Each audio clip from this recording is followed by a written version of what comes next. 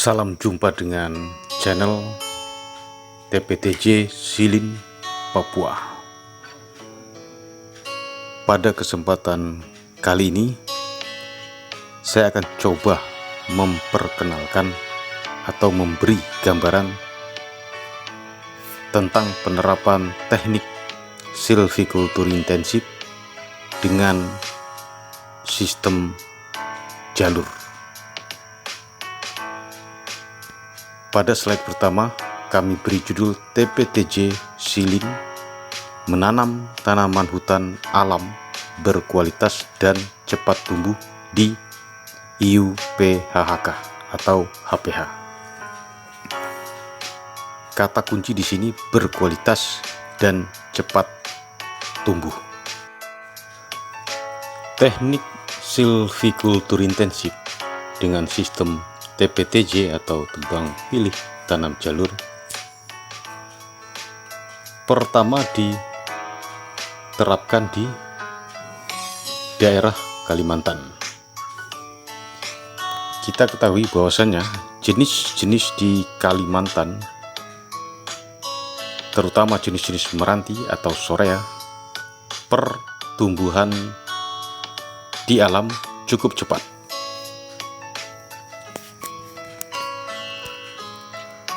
Meski demikian, tidak menjamin bahwasannya pemanfaatan hasil hutan kayu, khususnya di hutan alam, akan bersifat kontinu atau berkelanjutan. Ditambah lagi rotasi tebang yang cukup lama, bisa 50 bahkan 60 tahun. Dari sini muncullah ide bagaimana mempersingkat rotasi tebang dengan teknik-teknik tertentu sehingga dapat menghasilkan tanaman hutan alam yang berkualitas dan cepat tumbuh dengan harapan umur 25 tahun telah mencapai diameter 40 atau 50 up atau siap dipanen kembali.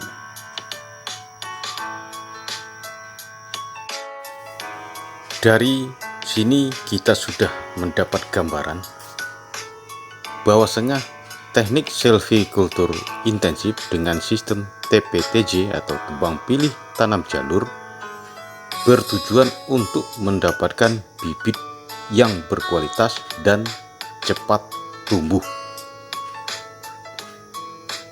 Pertanyaannya, apakah semua pemegang izin usaha pemanfaatan hasil hutan kayu bergerak pada jenis-jenis yang cepat tumbuh? Bagaimana untuk pemegang izin yang bergerak pada jenis-jenis yang lambat pertumbuhannya namun berkualitas seperti halnya jenis merbau? Jika tujuannya cepat tumbuh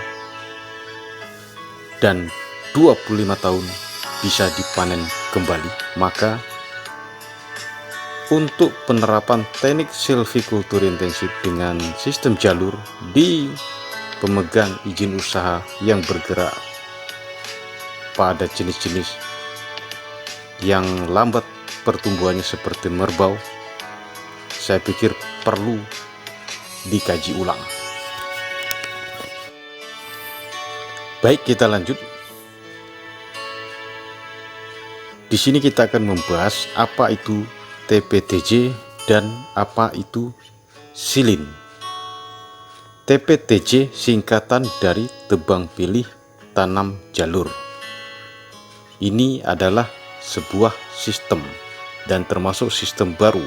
Banyak sistem yang berlaku atau pernah diterapkan di Indonesia.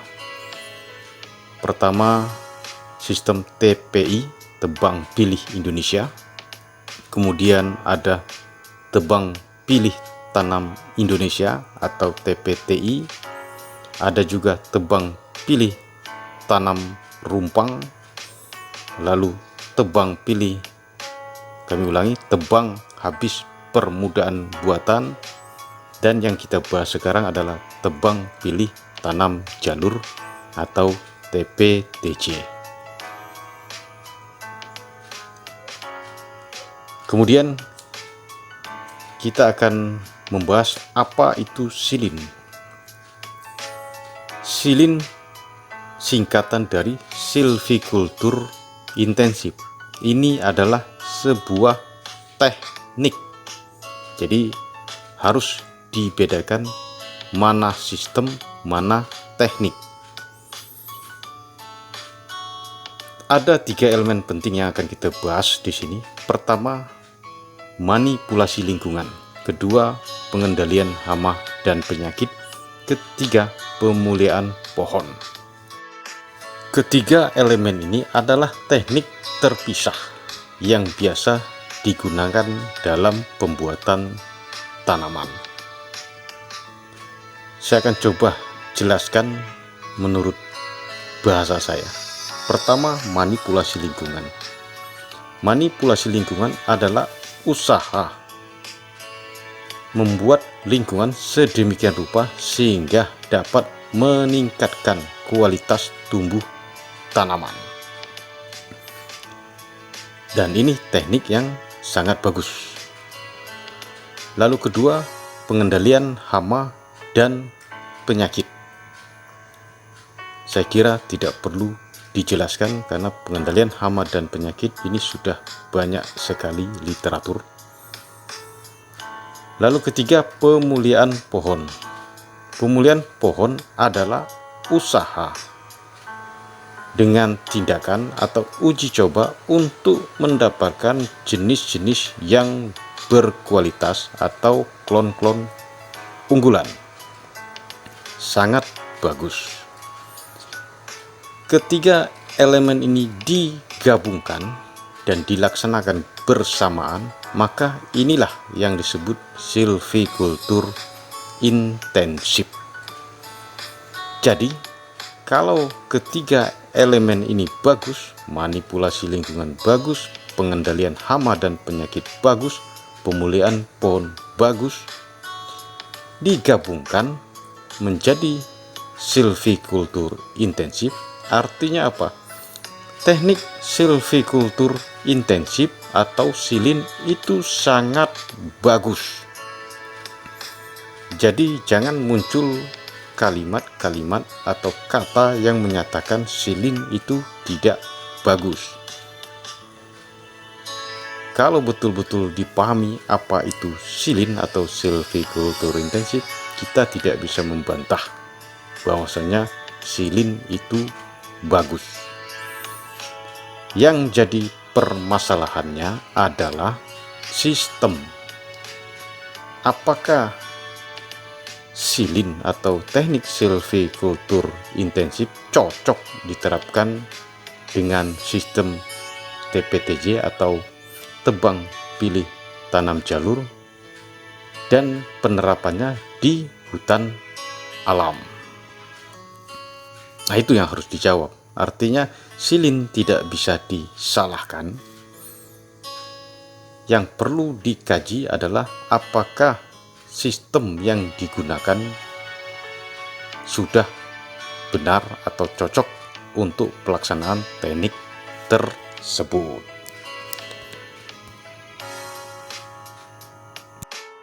Teknik silin bisa diterapkan atau diaplikasikan di manapun dalam pembuatan tanaman. Teknik silin itu sudah berlaku di HTI, hutan tanaman industri.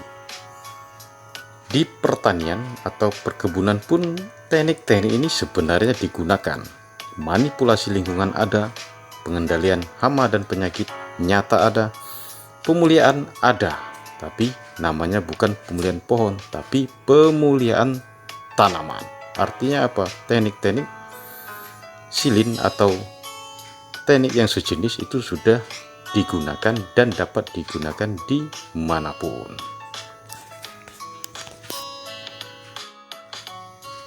Setelah kita membahas apa itu teknik silvicultur intensif dan penerapannya, saya akan coba menjelaskan bagaimana TPTJ atau tebang pilih tanam jalur dengan teknik silin diterapkan di hutan alam.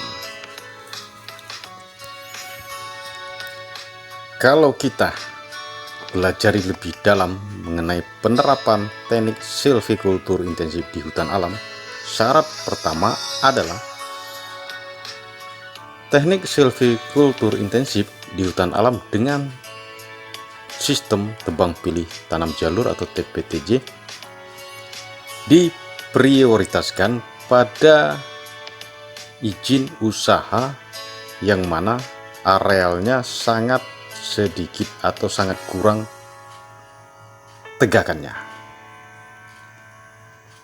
Sehingga dengan demikian pada saat pembuatan jalur, proses penebangan pada jalur tidak akan terlalu banyak menebang pohon-pohon yang telah ada sebelumnya. Kalaupun ada, kebanyakan pada areal yang sangat kurang tegakan biasanya adalah jenis-jenis yang tidak berkualitas. Artinya apa?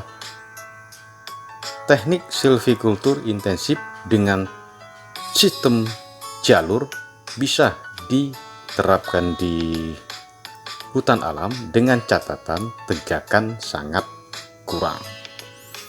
Kalau diterapkan pada tegakan areal dengan tegakan yang sangat rapat atau banyak, inilah yang jadi masalah. Akan muncul pertanyaan, kenapa menanam dengan menebang pohon yang sudah ada dan sudah bagus? Ya ini karena penerapan teknik silin dengan sistem jalur sangat perlu dipelajari, dikaji, dan dilakukan studi kelayakan penerapannya. Jika penerapannya di areal yang tegakan kurang, saya yakin bisa-bisa saja. Namun kalau penerapannya pada areal yang rapat tegakan, maka sistem jalur ini harus dikaji ulang.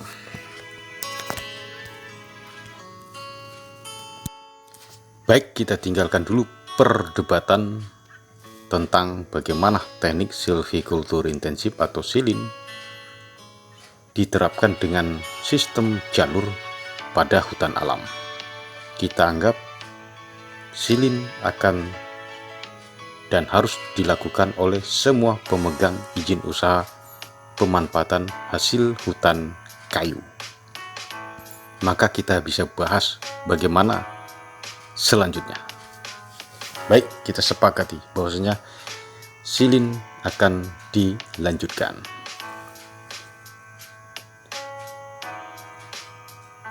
Telah kita ketahui, tujuan silin adalah menanam tanaman hutan alam yang berkualitas dari klon terbaik dan dapat mencapai diameter 4 pull up pada umur 25 tahun atau dapat mencapai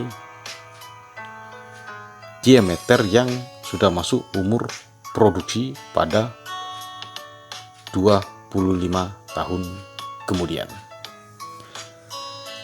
Jika ingin mencapai tujuan ini, maka langkah awal yang harus kita lakukan adalah melakukan uji tanaman. Yang pertama uji jenis, lalu uji tanaman itu sendiri, kemudian uji progeny atau keturunan.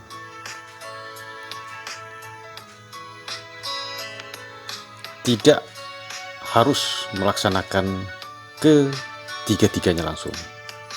Kita bisa melakukan uji yang pertama, yaitu uji jenis. Tujuannya apa? Tujuannya adalah untuk mendapatkan jenis terbaik dari jenis-jenis yang ada di areal konsesi kita,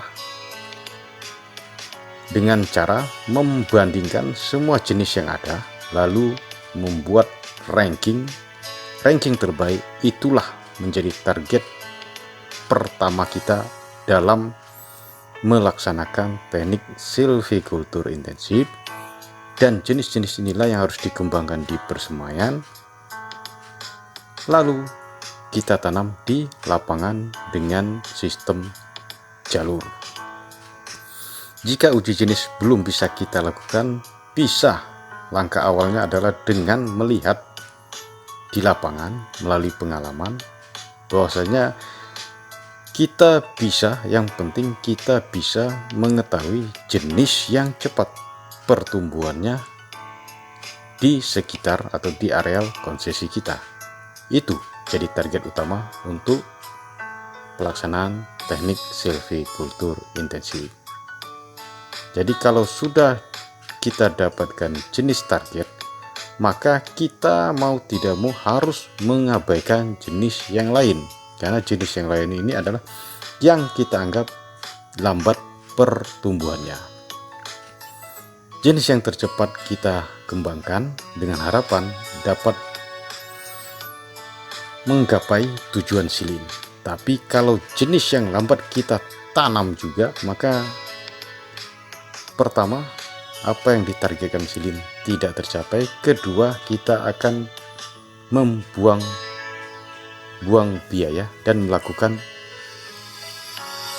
penanaman yang sia-sia. Kalau hanya untuk rehabilitasi atau reboisasi, ya boleh-boleh saja, tapi ini ada tujuan. Karena teknik silin penerapannya itu tidak gampang dan membutuhkan biaya yang besar, maka harus dengan jenis-jenis yang kemungkinan cepat pertumbuhannya.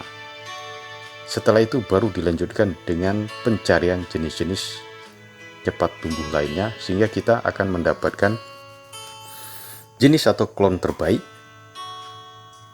dan harapannya cita-cita atau tujuan silin dapat kita capai.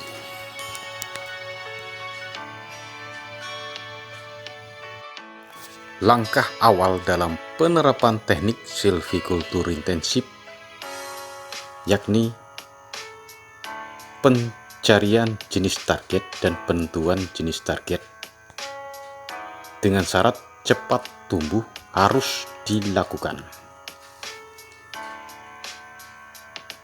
Tentu secara bertahap.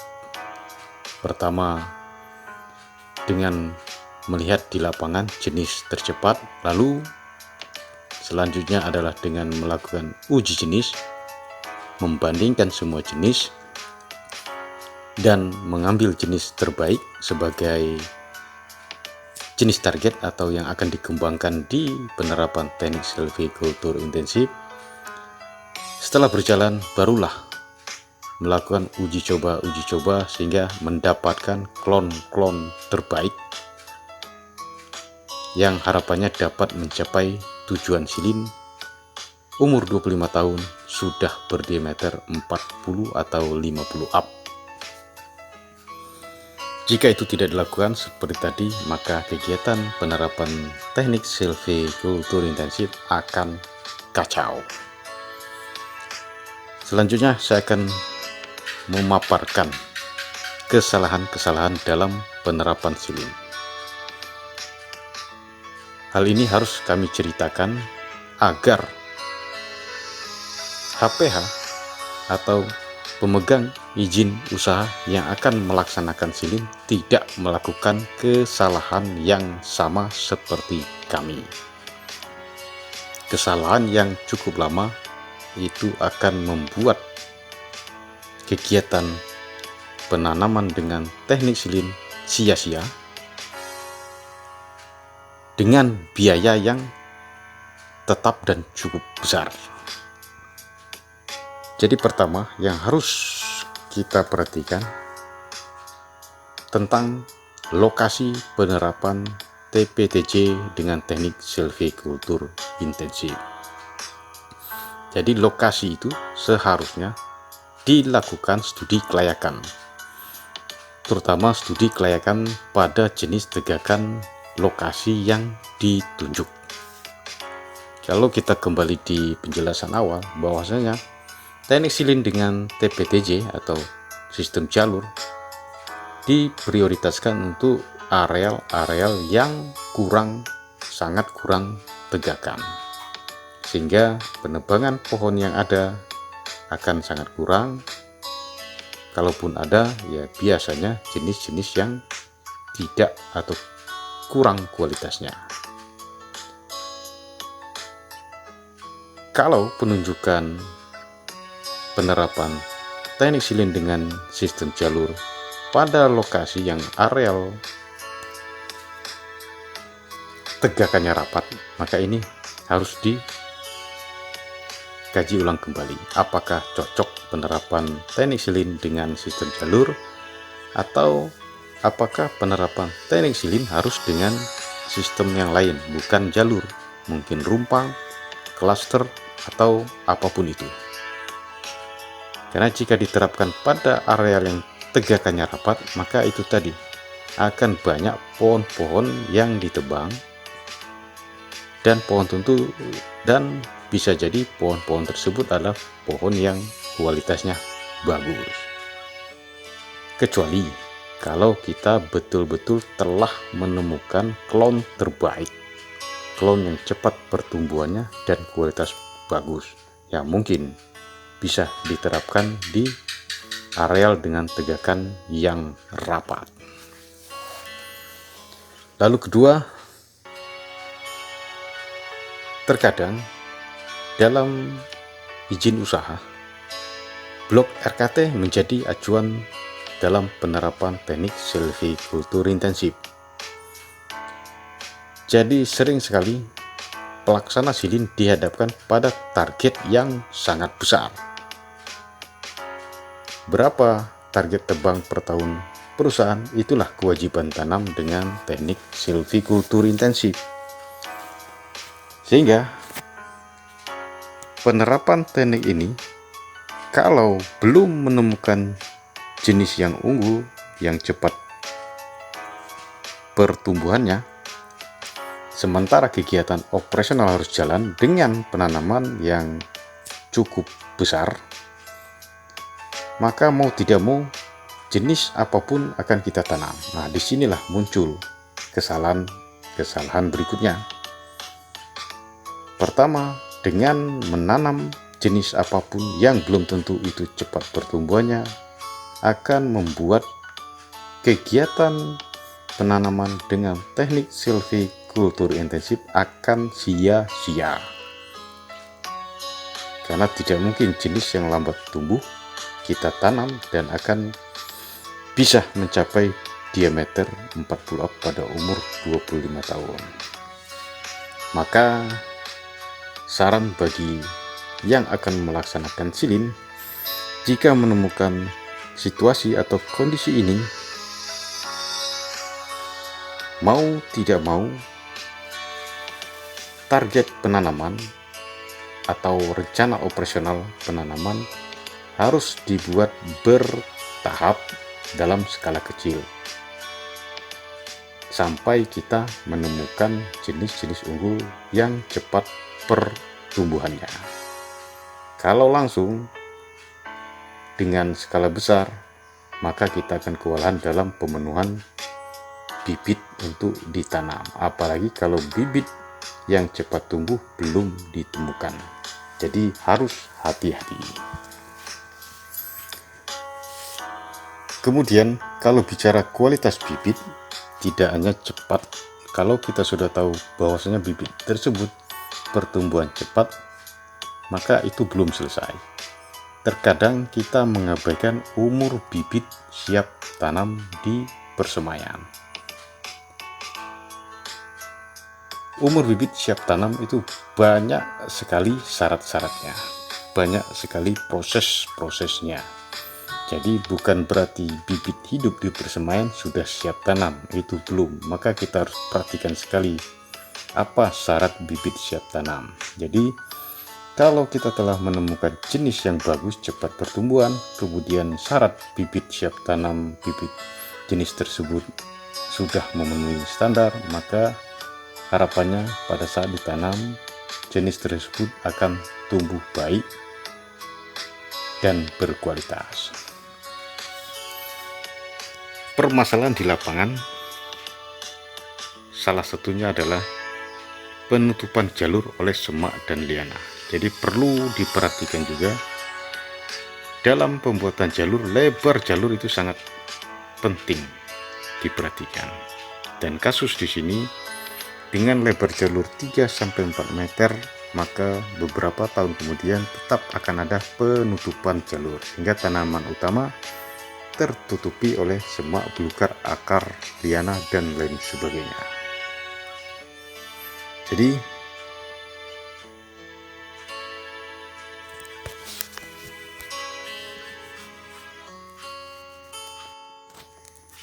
Jadi itulah penjelasan beberapa kesalahan dalam penerapan silin, dan masih banyak lagi sebenarnya.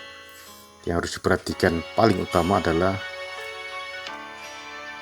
pertama, penentuan lokasi harus betul-betul tepat, jangan sampai salah sistem.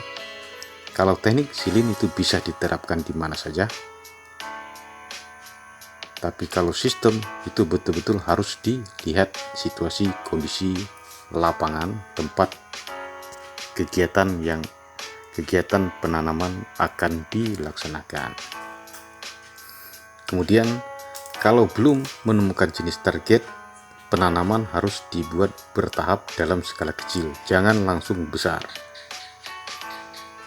Jika telah menemukan jenis target yang cepat pertumbuhan dan berkualitas, barulah kita tingkatkan secara perlahan-lahan target tanam per bulan atau per tahunnya. Jadi jangan langsung besar, harus bertahap dari kecil sampai menemukan jenis yang unggul, barulah target tanam ditingkatkan. Umur bibit harus betul-betul kita pelajari, bagaimana bibit yang betul-betul siap tanam.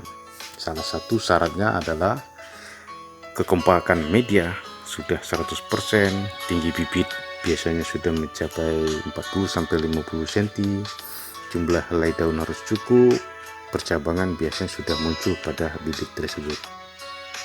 Jadi barulah bibit siap ditanam di lapangan. Jangan asal, jangan bibit hidup langsung tanam, belum tentu bibit itu. Jangan sampai kita melaksanakan penanaman hanya melihat kondisi bibit hidup kita tanam. Bibit hidup belum tentu siap tanam, jadi harus betul-betul diperhatikan. Di lapangan juga penutupan jalur itu sering terjadi pada umur-umur tertentu, dan ini harus dibuka kembali. Selain itu juga harus mempelajari kebutuhan tanaman, jenis-jenis tanaman akan cahaya matahari. Biasanya jenis yang berbeda membutuhkan intensitas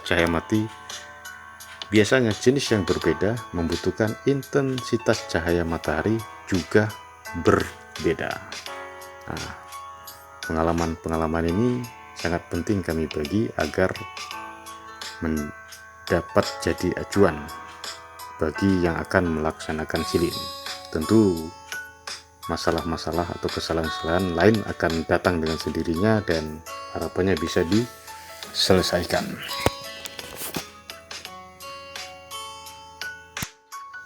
Baik, kita lanjut. Dalam penerapan teknik silvikultur intensif ada beberapa kegiatan besar dalam pelaksanaan operasionalnya. Pertama, persemaian.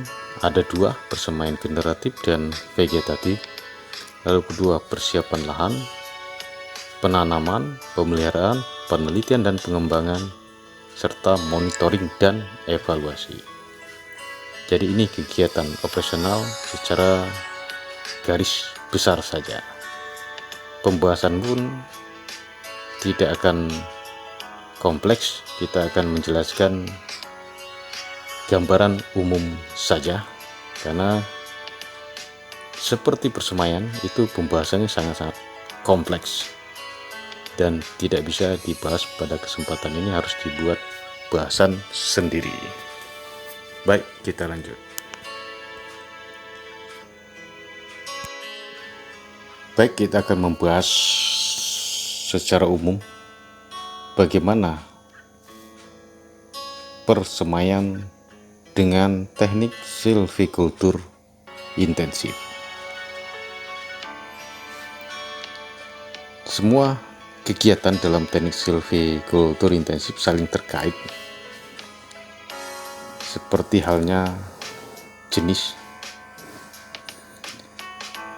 Sebelum pelaksanaan kegiatan operasional persemaian, kita harus melakukan hal-hal sebagai berikut. Pertama, uji jenis seperti yang saya ceritakan tadi. Kalau belum bisa melakukan uji jenis, pengamatan sederhana terhadap jenis yang ada. Bibit berkualitas, cepat tumbuh, itu yang dikembangkan. Sementara yang tidak berkualitas atau lambat pertumbuhannya harus diabaikan. Lalu pengamatan umur siap tanam, seperti kebutuhan cahaya, kekompakan media, tinggi bibit, jumlah helai daun, dan lain sebagainya, sehingga mendapatkan bibit yang siap tanam.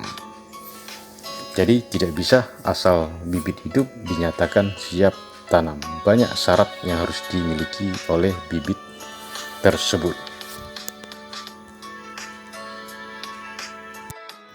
Jadi inilah poin penting sebagai acuan dalam pembangunan persemaian. Pertama, kita harus sudah dapatkan jenis yang menjadi target untuk penanaman dengan teknik silvikultur intensif. Jenis yang sudah didapat ini kita uji cobakan untuk mengetahui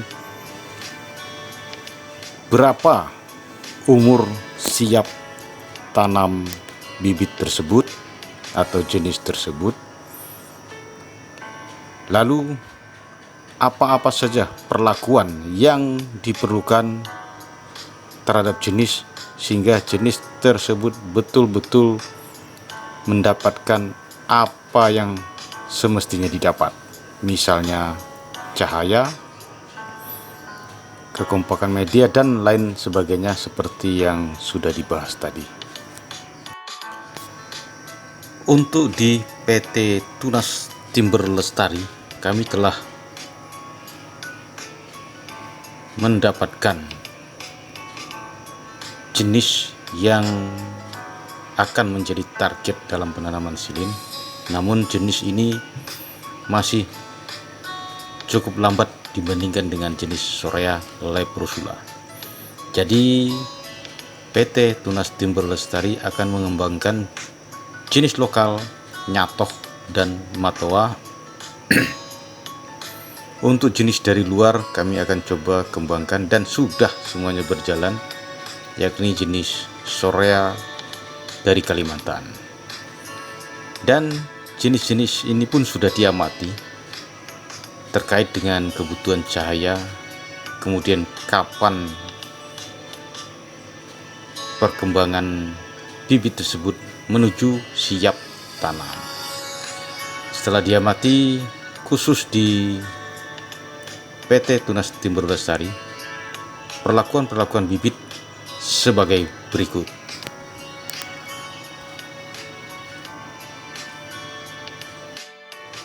PT Tunas Timber Lestari membangun persemaian dengan cara membentuk blok-blok persemaian sesuai dengan kebutuhan bibit. Pertama, dibuat blok 75%, artinya intensitas cahaya masuk hanya 25%. Blok ini disebut juga blok penyungkupan. Blok penyungkupan merupakan awal masuk bibit dari tim pencarian bibit. Jadi, bibit dicari di hutan, lalu bibit diseleksi, hasil seleksi terbaik masuk ke blok penyungkupan atau blok dengan naungan 75%, intensitas cahaya matahari hanya 25%. Kenapa demikian?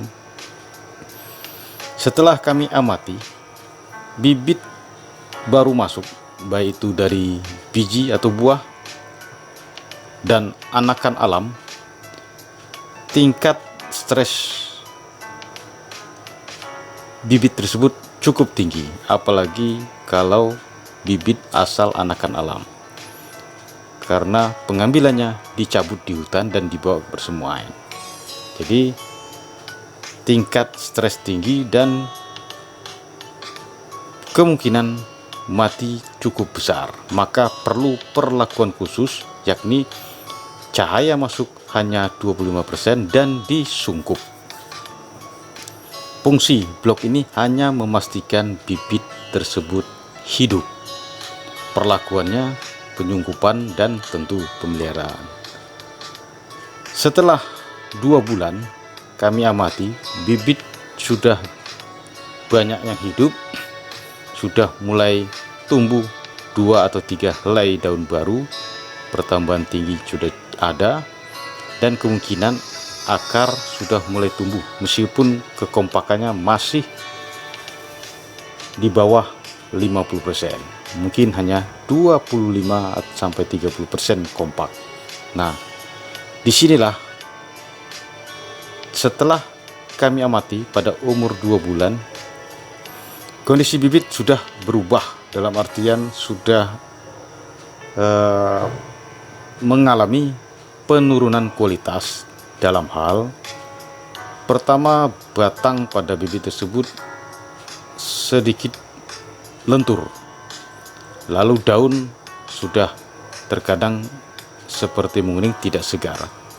Ini menunjukkan bahwasanya bibit tersebut harus diperlakukan lain yang sesuai dengan kebutuhan bibit selanjutnya.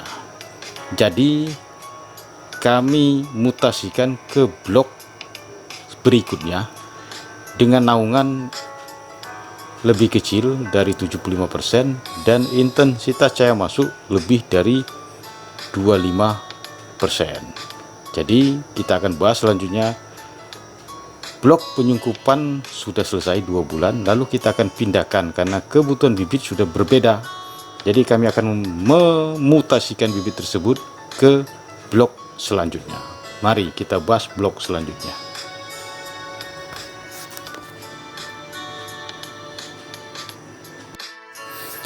Baik, setelah kita bahas blok pertama, blok penyungkupan atau blok naungan 75% atau blok dengan intensitas cahaya masuk 25% selesai.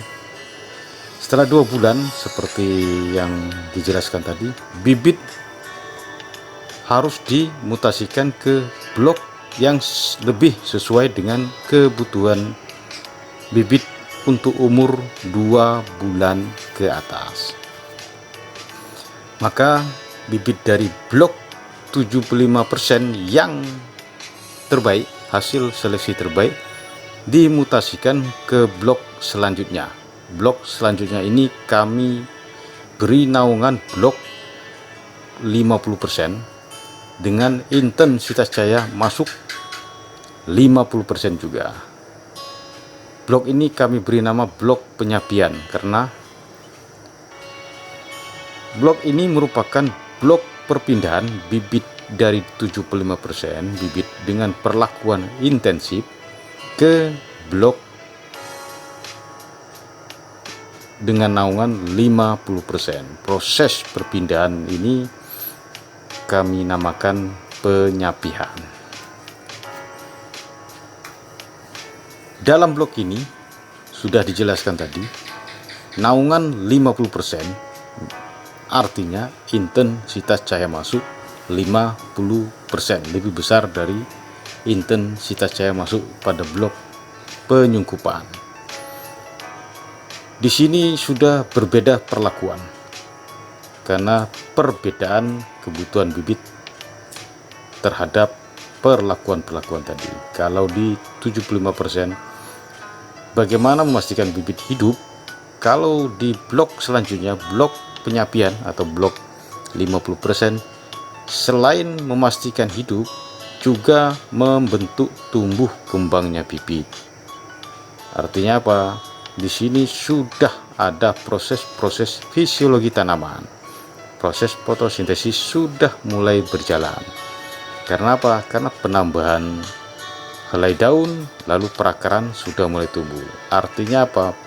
Perakaran untuk mengambil atau menghisap nutrisi pada tanah yang ada di polybag, sementara daun berfungsi untuk melakukan proses fotosintesis. Jadi jelas perlakuan di blok 75% dan 50% sudah berbeda.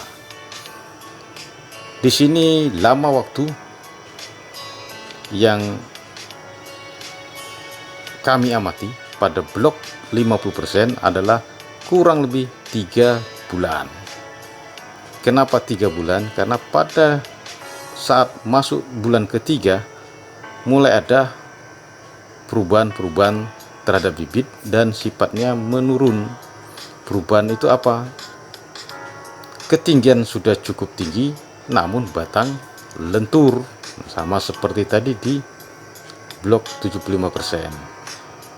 Selain batang lentur, proses fotosintesis sudah mulai terhambat. Kenapa? Karena pertambahan helai daun, perakaran sudah mulai banyak, kekompakan media sudah 50%. Proses-proses ini harus dilengkapi dengan perubahan blok yang menyesuaikan dengan kebutuhan bibit untuk umur 3 bulan ke atas. Artinya apa? Bibit dari blok penyapian atau blok 50% harus segera diperlakukan lain, menyesuaikan dengan kebutuhan bibit selanjutnya. Apa kebutuhan bibit selanjutnya? Salah satunya adalah bibit harus lebih kokoh, jumlah helai daun memang harus bertambah dan sudah harus menyesuaikan dengan kondisi mengarah ke sebenarnya. Batang sudah harus kokoh seperti tadi, kekompakan media sudah harus 50% ke atas. Kalau bibit tersebut dibiarkan di blok 50%, yang pernah kami alami adalah bibit tinggi menjulang namun tidak kokoh, lentur. Jadi harus diperlakukan lain dengan cara menambah lagi intensitas cahaya. Makanya bibit pada blok penyapian atau blok 50% harus segera dimutasikan ke blok yang lebih sesuai dengan kebutuhan bibit tersebut. Mari kita lanjut ke blok selanjutnya.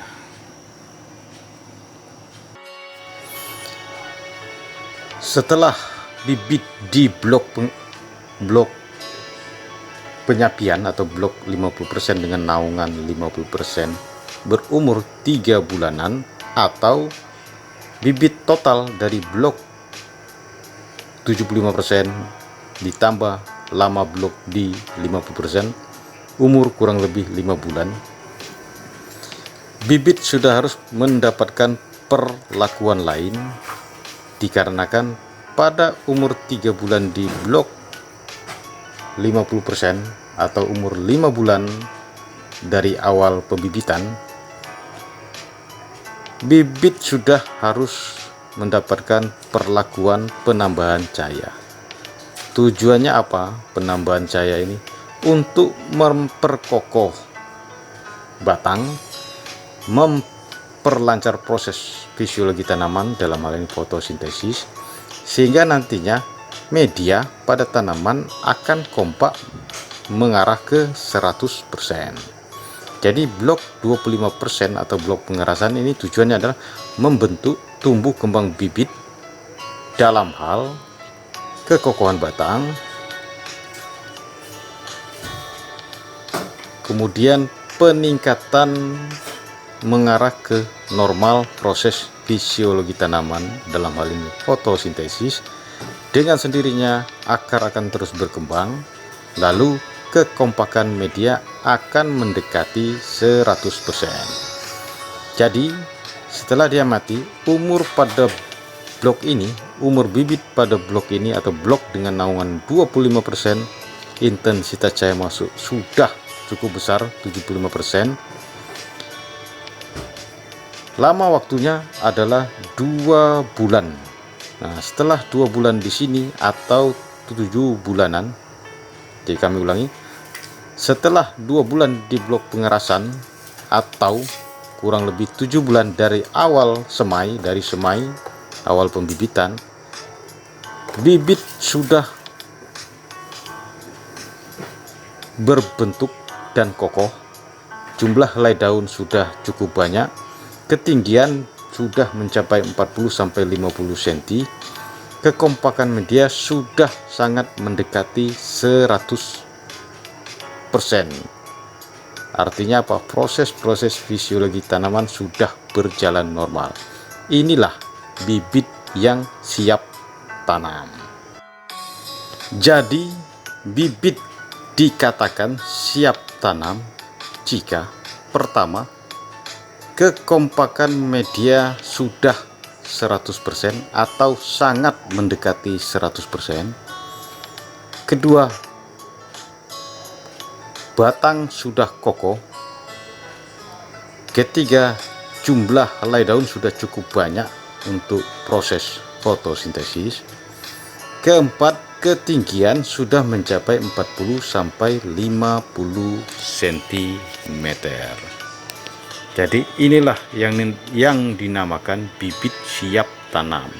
Bibit siap tanam ini seharusnya sama untuk semua jenis persemaian yang terkait dengan pembuatan tanaman, khususnya tanaman hutan alam. Pada sistem apapun, saya kira sama, bibit siap tanam seperti yang saya jelaskan tadi. Harapannya semua sepakat akan hal itu. Baik, kita lanjut. Setelah kita membahas blok pengerasan atau blok 25% dengan intensitas cahaya masuk sudah 75%, dan blok ini merupakan bibit yang siap tanam. Selanjutnya kita akan buat blok terakhir, yaitu blok open area atau blok 0%. Artinya apa? Intensitas cahaya matahari masuk pada blok ini sudah 100%. Fungsinya apa? Hanya untuk adaptasi pada lingkungan sebenarnya. Jadi kita seleksi terbaik bibit di blok 25% atau blok pengerasan. Hasil seleksi terbaik yang siap untuk di dropping ke hutan untuk ditanam, kita adaptasikan terlebih dahulu di blok open area atau blok 0%, kurang lebih 1 minggu saja. Setelah 1 minggu di open area, barulah bibit di dropping ke hutan dan ditanam di jalur-jalur yang sudah disiapkan. Saya kira itu untuk pembahasan persemaian. Kita lanjut.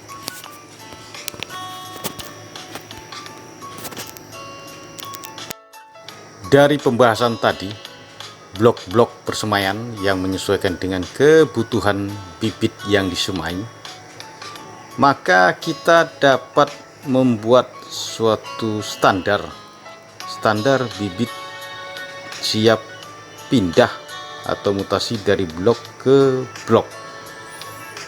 Standar ini kami biasa sebut kunci bibit. Baik, kita bahas. Setelah bibit dari hutan kita dapatkan, kita pangkas baik itu daun ataupun akar, kemudian ditanam di blok 75% atau blok penyungkupan. Bibit di sini perlu cahaya 25%, kekompakan masih kita anggap 0%, ketinggian bibit 0 sampai 20 cm. 0 ini biasanya kita hitung kalau semai tersebut adalah biji atau buah. Ketinggian 20 cm biasanya ini kita ambil anakan alam. Lalu jumlah daun 3 sampai 5 helai. Morfologi bibit lurus dan normal. Ini kriteria bibit siap masuk ke blok penyungkupan atau blok 75%. Di luar kriteria ini ya harus diseleksi kembali, karena ini standar bibit masuk di blok 75%.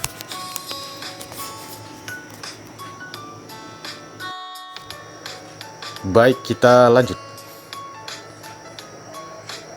Setelah kita bahas kriteria bibit siap atau bisa masuk ke blok penyungkupan atau blok 75%, kemudian kita akan bahas apa kriteria bibit siap mutasi ke blok penyapian atau blok 50%. Pertama, bibit sudah memerlukan cahaya 50%, kekompakan media sudah mendekati 50%, tinggi bibit sudah mencapai 25 sampai 35. Ulangi, tinggi bibit sudah mencapai 25 sampai 30 cm. Jumlah helai daun biasa sudah mencapai 5 sampai 10 helai. Tetap morfologi lurus dan normal. Kriteria bibit inilah yang seperti inilah yang harus diambil dari blok 75% atau blok penyungkupan yang sudah berumur 2 bulanan. Hasil seleksi terbaik sesuai kriteria ini, bibit diambil dimutasikan ke blok penyapian atau blok 50%.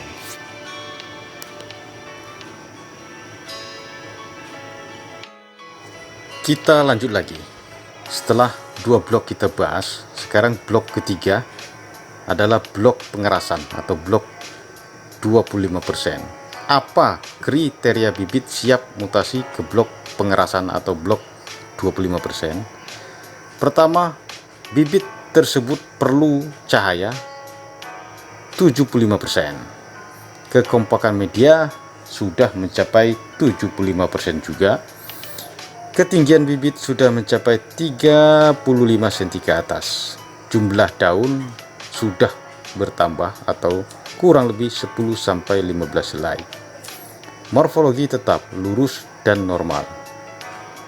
Pada bibit yang dimutasikan ke blok ini biasa sudah mulai muncul percabangan. Namun percabangan bukan syarat mutlak, karena ada bibit yang siap mutasi ke blok ini belum muncul percabangan. Jadi bibit dengan kriteria ini, kriteria untuk di pengerasan, kita ambil di blok sebelumnya, yakni blok penyapian atau blok dengan naungan 50% yang sudah berumur 3 bulan di blok 50%, 5 bulan dari awal pembibitan. Kalau sudah didapat, maka bibit dari blok penyapian atau blok 50% dimutasikan ke blok ini atau ke blok pengerasan dengan naungan 25% saja. Kita lanjut. Lalu kita bahas blok terakhir, yakni blok open area. Syarat atau kriteria bibit siap mutasi ke open area dan lapangan adalah: pertama, sudah perlu cahaya 100%, karena ini hanya adaptasi terhadap lingkungan sebenarnya. Kekompakan media sudah sangat mendekati 100%. Tinggi sudah mencapai 40 sampai 50 cm ke atas. Jumlah helai daun sudah bertambah lagi 15 helai ke atas, menyesuaikan, bahkan ada yang sampai 30 helai. Morfologi tetap lurus dan normal. Jadi kriteria bibit ini yang disebutkan inilah yang diambil dari blok 25% atau blok pengerasaan. Seleksi terbaik dengan kriteria yang disebutkan ini, itulah bibit yang dimutasikan ke open area, dan bibit tersebut setelah 1 mingguan ditanam ke lapangan. Jadi dengan penjelasan kunci bibit ini diharapkan bibit betul-betul siap tanam dan hasil seleksi terbaik. Karena apa? Bibit dari hutan kita seleksi terbaik, masukkan ke blok 75%. Lalu bibit di blok 75% diseleksi yang terbaik, dimasukkan atau dimutasikan ke blok 50%. Bibit di blok 50% diseleksi kembali dan yang terbaik dimutasikan ke blok 25%. Bibit di blok 25% diseleksi kembali dan bibit yang terbaik dimutasikan ke blok open area lalu ditanam ke lapangan. Proses panjang ini adalah tahapan-tahapan untuk mendapatkan bibit yang terbaik berkualitas yang siap untuk ditanam di lapangan. Jadi tidak segampang membalikan telapak tangan. Bibit harus betul-betul diperlakukan intensif sehingga mendapatkan bibit yang kita harapkan. Tujuan perlakuan ini selain mendapatkan bibit terbaik, pertama menyeragamkan bibit yang dimutasi dan menyeragamkan bibit yang ditanam di lapangan. Lalu dengan perbedaan-perbedaan blok itu akan memberikan perlakuan maksimal terhadap bibit yang masih bisa dinormalkan dipertahankan, bibit yang tidak bisa dinormalkan kembali dimatikan. Jadi itu proses panjang persemaian. Kita lanjut. Setelah kita bahas secara umum bagaimana persemaian yang intensif, selanjutnya kita akan bahas secara umum bagaimana pembuatan jalur di lapangan, pembuatan jalur untuk penanaman. Pertama kita akan membahas bagaimana posisi jalur-jalur dalam peta kerja kita di lapangan. Langkah awal sebelum pembuatan jalur, kita harus merapikan batas peta posisi rencana tanam kita. Setelah selesai perapian batas peta, langkah selanjutnya adalah dengan menentukan arah jalur. Arah jalur ini dapat kita buat utara selatan atau sebaliknya barat timur. Dasar yang paling pas untuk pelaksanaannya adalah kita lihat jalan-jalan yang ada dalam blok. Kalau jalan banyak mengarah ke barat timur, memotong utara selatan, maka jalur sebaiknya dibuat ke arah utara selatan. Artinya begini, jika jalan memanjang barat timur, jalurnya utara selatan. Tujuannya apa? Agar jalur-jalur tersebut terpotong oleh jalan, sehingga dapat mempermudah atau mempersingkat atau memperpendek proses-proses selanjutnya, baik itu kegiatan pembuatan jalur, tebas, bahkan akan sangat baik untuk kegiatan penanaman nantinya. Dropong bibit tidak terlalu panjang, memikul bibit ke posisi titik-titik tanam. Lalu langkah selanjutnya pembuatan azimut kompas jalur. Sebelum melakukan ini, jika kita sudah tentukan arah jalur utara selatan misalnya, maka kita ambil salah satu sisi batas peta mengarah ke barat timur, kita tandai patok depan jalur. Pembuatan azimutnya mengikuti batas peta barat timur dengan cara dari titik sudut batas peta kita tarik sepanjang 10 meter. Nah, itu adalah jalur pertama. Maka di titik 10 meter kita pasang patok jalur 1. Selanjutnya kita tarik 20 meter dari titik jalur pertama dan kita tandai patok jalur 2 dan seterusnya sampai akhir peta. Kalau jalur tersebut panjangnya 1000 meter, maka jumlah jalur nantinya adalah 50 jalur. Jadi ini teknis pembuatan patok depan jalur. Kalau sudah kita buat patok depan jalur, kita mulai ke langkah selanjutnya. Tiap jalur kita buat jalur tanamnya. Tiap patok depan kita buat jalur tanamnya. Misal, jalur pertama kita buat mengarah utara selatan. Dengan kegiatan pertama mengkompas atau penetapan arah jalur dengan menggunakan alat kompas dari patok depan sampai akhir peta menuju utara. Tiap 20 meter ditandai. Lalu setelah selesai pengompasan jalur, langkah berikutnya adalah menebas jalur tersebut sepanjang kurang lebih atau selebar kurang lebih 4 meter. 2 meter ke kiri dan 2 meter ke kanan acuan as jalur atau jalur kompas yang telah dibuat tadi. Jalur tebas harus bebas dari semak belukar, liana, akar, dan pohon yang berdiameter kurang dari 10 cm. Karena yang lebih dari 10 cm sudah tidak mampu dengan manual, harus menggunakan alat seperti chainsaw. Baik, kita lanjut. Setelah semua jalur ditebas, dikompas dan ditebas seperti pembahasan sebelum ini, jika jalur sudah bersih dan sudah ditebas, syarat-syarat sudah dipenuhi, maka selanjutnya akan masuk kegiatan semi mekanis. Semi mekanis biasa menggunakan mesin chainsaw. Kegiatan semi mekanis dengan chainsaw mengikuti arah jalur tebas manual tadi dengan lebar 3-4 meter. Artinya apa? Jalur yang tebas, pohon-pohon dalam jalur tersebut ditebang oleh chainsaw.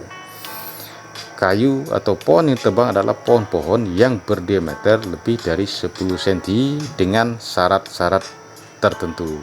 Artinya apa? Aturan-aturannya harus berlaku. Misalnya ketemu anak sungai atau daerah areal konservasi, nah itu harus ada perlakuan khusus dan tidak boleh kita ganggu, tidak boleh dibuat jalur. Kegiatan semi mekanis pertama, jalur bebas dari pohon berdiameter lebih besar dari 10 cm karena semak, gulma, liana sudah habis oleh kegiatan tebas manual, maka sisanya adalah pohon berdiameter 10 cm ke atas. Inilah yang harus ditebang oleh kegiatan semi mekanis dengan chainsaw. Setelah pohon tumbang, pohon yang masih berada dalam jalur, tumbangan yang ada dalam jalur dipotong atau dicincang, lalu potongannya dipinggirkan ke kanan atau ke kiri jalur. Inilah disebut kegiatan rumpuk. Merumpuk pohon-pohon yang sudah dicincang dipotong ke kanan atau kiri jalur.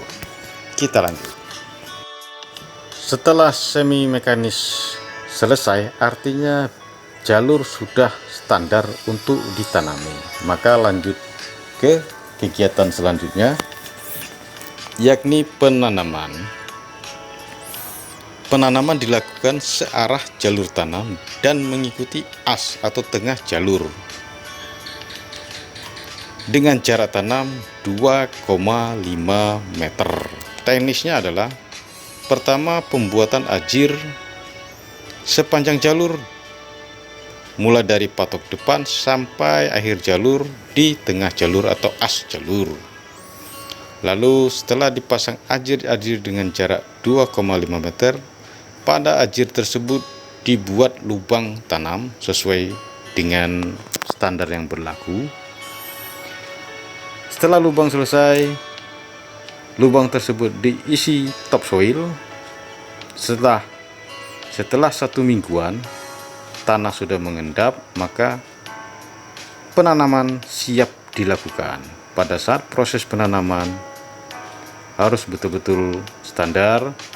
Setelah tanam harus didangir agar pertama, gulma di sekitar tanaman akan lebih lambat tumbuh. Kedua, pendangiran berfungsi untuk menggemburkan tanah dan harapannya meningkatkan pertumbuhan tanaman. Kita lanjut. Setelah kegiatan penanaman selesai, maka langkah selanjutnya atau kegiatan terakhir adalah pemeliharaan tanaman. Pemeliharaan tanaman ini menyesuaikan dengan lebar jalur semi mekanis, ya kurang lebih 3-4 meter. Teknisnya membebaskan jalur dan tanaman pokok dari semak belukar, gulma, liana, akar pengganggu, dan lain sebagainya. Lalu pengendalian hama dan penyakit. Teknis pelaksanaan pemeliharaan harus betul-betul diatur dan dibuat schedule time agar sesuai dengan kebutuhan tanaman. Artinya pelaksanaannya efektif dan efisien. Pemeliharaan dilakukan jika gulma sudah sangat mengganggu tanaman utama. Jangan sampai tanaman utama tertutupi oleh gulma-gulma, semak belukar, liana yang akan mengganggu pertumbuhan tanaman atau menghambat pertumbuhan tanaman pokok dalam jalur. Saya kira ini penyampaian atau gambaran singkat mengenai kegiatan TPTJ Silin sebagai pengenalan. Gambaran umum, belum detailnya sangat kompleks, terutama persemaian. Terima kasih, semoga bermanfaat. Selanjutnya akan saya tunjukkan foto atau dokumentasi lama kegiatan pembangunan persemaian, persiapan lahan sampai ke penanaman dan pemeliharaan di PT Tunas Timber Lestari. Kita lanjut.